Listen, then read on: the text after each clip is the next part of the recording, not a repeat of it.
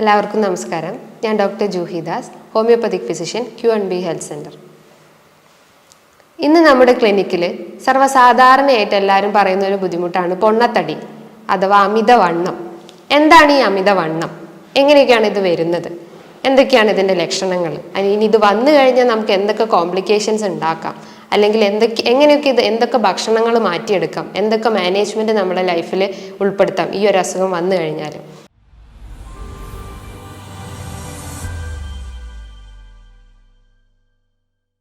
അതായത് 100 പേര് എടുത്തു കഴിഞ്ഞാൽ ഇന്ത്യയിൽ അതിൽ 10 പേർക്കും ഈ ഒരു ഒബേസിറ്റി അല്ലെങ്കിൽ അമിതവണ്ണം ഉണ്ട്. ഇപ്പം മലയാളീസിൻ്റെ കേസ് എടുത്തു കഴിഞ്ഞാൽ 100-ൽ ഒരു 30 പേർക്ക് അല്ലെങ്കിൽ 28 ആളുകൾക്കും ഈ ഒരു ഒബേസിറ്റി ഉണ്ട്.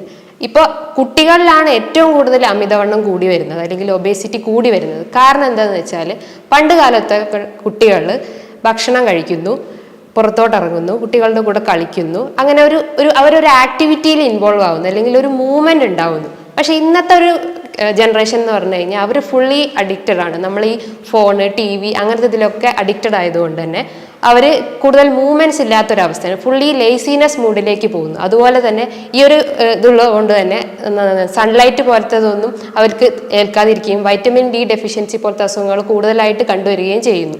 അപ്പം ഈ ഒരു ഒബേസിറ്റി അല്ലെങ്കിൽ ഈ ഒരു അമിതവണ്ണം എങ്ങനെ നമുക്ക് കാൽക്കുലേറ്റ് ചെയ്യാം? അതിനാണ് WHO ഒരു ഫോർമുല കണ്ടെത്തിയിട്ടുള്ളത്, ബോഡി മാസ് ഇൻഡെക്സ്. അതായത് weight in kilogram divided by height in meter square. അതായത് ഹൈറ്റിനനുസരിച്ച് നമ്മളെ വെയിറ്റ് വരുന്നതാണ് ഈ ഒരു ഫോർമുല കൊണ്ട് ഉദ്ദേശിക്കുന്നത്. അതായത് ഉദാഹരണം പറയുകയാണെങ്കിൽ ഒരാൾക്കിപ്പോൾ ഒരു 150 സെന്റിമീറ്റർ ഹൈറ്റ് ഉണ്ടെങ്കിൽ അവരുടെ വെയിറ്റ് നോക്കുകയാണെങ്കിൽ ഒരു 50 കിലോൻ്റെ അടുത്ത് എന്തായാലും വെയിറ്റ് വന്നിരിക്കണം. അപ്പം അതിൽ കൂടുതലാവുകയാണെങ്കിൽ അല്ലെങ്കിൽ അതിൽ കുറവാണെങ്കിൽ അത് അണ്ടർ വെയിറ്റ് അല്ലെങ്കിൽ ഒബേസ് സ്റ്റേജിലേക്ക് പോവാം. ഈ ഒരു BMI എന്ന് പറഞ്ഞിട്ടുള്ള ഒരു ഇതിനെ പല സ്റ്റേജുകളായിട്ട് തരംതിരിച്ചിട്ടുണ്ട്.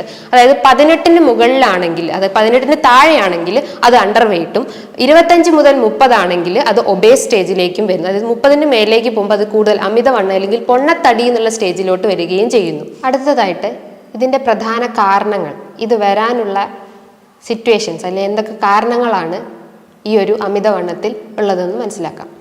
ഒന്നാമതായിട്ട് നമ്മൾ സെഡൻഡറി ലൈഫ് എന്ന് വെച്ചാൽ ഒരു മൂവ്മെൻറ്റ്സ് ഒന്നും കൊടുക്കാത്ത ഒരു സ്റ്റേജ്, അതാണ് സെഡൻഡറി ലൈഫ് എന്ന് പറഞ്ഞു കഴിഞ്ഞാൽ. നമ്മൾ ഭക്ഷണം കഴിക്കുന്നു, വീട്ടിലിരിക്കുന്നു, ഭക്ഷണം കഴിക്കുന്നു, ഉറങ്ങുന്നു, ഈ ഒരു സ്റ്റേജിൽ മാത്രം ജീവിക്കുന്ന ആളുകളാണെങ്കിൽ ഈ ഒരു ഒബേസിറ്റി ഡെവലപ്പ് ചെയ്യാനുള്ള ടെൻഡൻസി വളരെ കൂടുതലാണ്. രണ്ടാമതായിട്ട് നമ്മൾ ഹൈ കലോറി ഡയറ്റ്, അതായത് കാർബോഹൈഡ്രേറ്റ് അടങ്ങിയിട്ടുള്ള ഡയറ്റ് കൂടുതലായിട്ട് എടുക്കുമ്പോൾ ഈ ഒരു ടെൻഡൻസി ഡെവലപ്പ് ചെയ്യും. അതായത് നമ്മൾ കൺവേർഷൻ നടക്കാതെയും ഫാറ്റ് കൂടുതൽ നമ്മളെ ഈ ഒരു അവയവങ്ങളിലൊക്കെ ഡെപ്പോസിറ്റ് ചെയ്യുകയും ചെയ്യുന്നു. അടുത്തതായിട്ട് പറയുന്നത് കൂടുതലായിട്ട് നമ്മൾ ഈ എക്സസൈസ് ഒന്നും വ്യായാമക്കുറവ് ഉണ്ടാകുമ്പം ഈ ഒരു ബുദ്ധിമുട്ട് വരാം. പിന്നെ പറയുന്നത് കൂടുതലായിട്ട് നമ്മൾ ഈ ഹൈ ഫ്രക്ടോസ് കണ്ടന്റ് ആയിട്ടുള്ള, അതായത് ജങ്ക് ഫുഡ് അല്ലെങ്കിൽ ഫാസ്റ്റ് ഫുഡ് ആയിട്ടുള്ള ഐറ്റംസ് എടുക്കുകയാണെങ്കിലും ഈ ഒരു വരും. അതായത് ഈ ബർഗർ, പിസ്സ അങ്ങനത്തെ ഫാസ്റ്റ് ഫുഡ് ഐറ്റംസ് കൂടുതലായിട്ട് എടുക്കുകയാണെങ്കിലും ഈ ഒരു പൊണ്ണത്തടി ഡെവലപ്പ് ചെയ്യാം. പിന്നെ നമ്മൾ കറക്റ്റ് ടൈമിന് ഭക്ഷണം കഴിക്കാത്ത അവസ്ഥ, അതായത് രാവിലത്തെ ഫുഡ് ഉച്ചയ്ക്കും അങ്ങനെ ലേറ്റായിട്ട് പ്രോപ്പർ ടൈമിംഗ് ഇല്ലാതെ ഫുഡ് കഴിക്കുമ്പോൾ ഈ ഒരു ഒബേസിറ്റി ഡെവലപ്പ് ചെയ്യാവുന്നതാണ്. പിന്നെ പറയുന്നത് വെച്ചാൽ നമ്മൾ ഒരു ഭക്ഷണം കഴിക്കുമ്പോൾ, അതായത് അറ്റ്ലീസ്റ്റ് ഒരു വലിച്ചു വാരി കഴിക്കാതെ അത് ആസ്വദിച്ച് കഴിക്കാൻ ശ്രമിക്കുക. അതൊരു ഗ്യാപ്പ് എടുത്തിട്ട് സാവധാനം ഭക്ഷണം കഴിക്കാൻ ശ്രമിക്കുക. പിന്നെ കഴിക്കുമ്പോൾ തന്നെ ചവച്ചരച്ച് ഭക്ഷണം കഴിക്കുകയാണെങ്കിൽ അത്രയും നല്ലതായിരിക്കും. അപ്പോൾ ഡൈജഷൻ കൂടുതൽ ഇതാവുകയും ചെയ്യും, അത് കൂടുതൽ അബ്സോർപ്ഷനും അതിൽ ബേൺ ഔട്ടും ഒക്കെ ചെയ്യുകയും ചെയ്യും. അങ്ങനെ ഇത്തരം കാരണങ്ങൾ ഉണ്ടെങ്കിൽ നമുക്ക് ഈ ഒരു ഒബേസിറ്റി ലീഡ് ചെയ്യുന്നതാണ്. ഇനി ഈ ഒരു ഒബേസിറ്റി കാരണം അല്ലെങ്കിൽ ഒരു അമിതവണ്ണം കാരണം എന്തൊക്കെ ഗുരുതരമായ അവസ്ഥകൾ നമ്മുടെ ശരീരത്തിൽ വരാമെന്നാണ് അടുത്തത് പറയുന്നത്.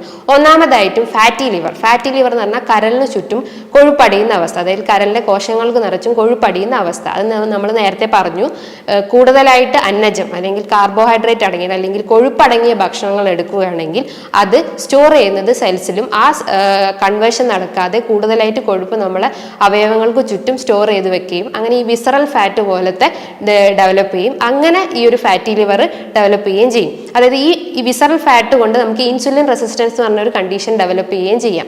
പിന്നെ മറ്റൊരു കാരണമാണ് നമ്മൾ ഹൃദയ സംബന്ധമായ രോഗങ്ങൾ, അതായത് ഹൃദയക്കുഴലുകളിലേക്കൊന്നും അല്ലെങ്കിൽ രക്തക്കുഴലിലേക്കൊന്നും കറക്റ്റ് ബ്ലഡ് ഫ്ലോ എത്താത്തൊരു അവസ്ഥ, അതായത് രക്തക്കുഴലുകളിലൊക്കെ ഈ ഒരു പ്ലേഗ് രൂപപ്പെടുകയും അങ്ങനെ ബ്ലഡ് ഫ്ലോ കുറയുകയും അങ്ങനെ ഹൃദയ സംബന്ധമായ രോഗങ്ങൾ ഡെവലപ്പ് ചെയ്യുകയും ചെയ്യുന്നു. മറ്റൊരു കാരണമാണ് ഡയബറ്റിസ് അല്ലെങ്കിൽ PCOD. ഇങ്ങനത്തെ കാരണങ്ങൾ കൊണ്ട് ഇതൊക്കെയാണ് ഇതിന്റെ പ്രധാന കോംപ്ലിക്കേഷൻസ് എന്ന് പറയുന്നത്. ഇത്തരം കാരണങ്ങൾ കൂടാതെ മറ്റു കാരണങ്ങളും ഈ ഒരു അസുഖം വരാനുള്ള ടെൻഡൻസി ഉണ്ട്.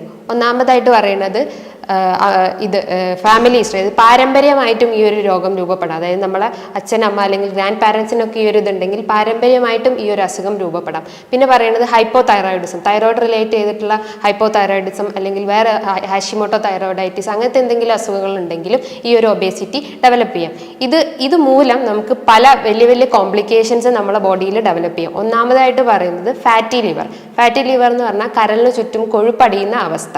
അതായത് നമ്മൾ കഴിക്കുന്ന അന്നജം എനർജിയായി സ്റ്റോർ ചെയ്ത് അത് കൂടുതലാകുമ്പോൾ അത് നമ്മളെ ലിവറിലൊക്കെ ഫാറ്റ് മുഖേന സ്റ്റോർ ചെയ്ത് വെക്കുന്നതാണ് ഈ ഒരു നോർമൽ പ്രക്രിയ. അപ്പം അമിതമാകുമ്പോൾ ഈ ഒരു ഫാറ്റ് എല്ലാ ഏരിയസ്, അതായത് വിസറൽ ഓർഗൻസിലൊക്കെ ഇത് കൂടുതലായിട്ട് ഡെപ്പോസിറ്റ് ചെയ്യും. അങ്ങനെ വിസറൽ ഫാറ്റ് ഇൻസുലിൻ റെസിസ്റ്റൻസ് പോലത്തെ ബുദ്ധിമുട്ടുകൾ ഡെവലപ്പ് ചെയ്യുകയും ചെയ്യും. അങ്ങനെ ഡയബറ്റിസ് പോലത്തെ കണ്ടീഷൻ അമിതവണ്ണക്കാരിൽ സർവ്വസാധാരണമായിട്ട് കാണപ്പെടുന്നു. ഇത്തരം അമിതവണ്ണം കാരണം നമ്മളെ ബോഡി വെയിറ്റ് കൂടുക, അതായത് ബോഡി വെയിറ്റ് നന്നായി കൂടുമ്പോൾ നമ്മളെ കാലുകളിലേക്കൊക്കെ പ്രഷർ അധികമാകുകയും നമുക്ക് വാദസംബന്ധമായ രോഗങ്ങൾ കൂടുതലായിട്ടും ഡെവലപ്പ് ചെയ്യും. അതായത് ഓസ്റ്റിയോ ആർത്രൈറ്റിസ് പോലെ അല്ലെങ്കിൽ റുമാറ്റോഡ് ആർത്രൈറ്റിസ് പോലത്തെ അസുഖങ്ങൾ കൂടുതലായിട്ടും വരും.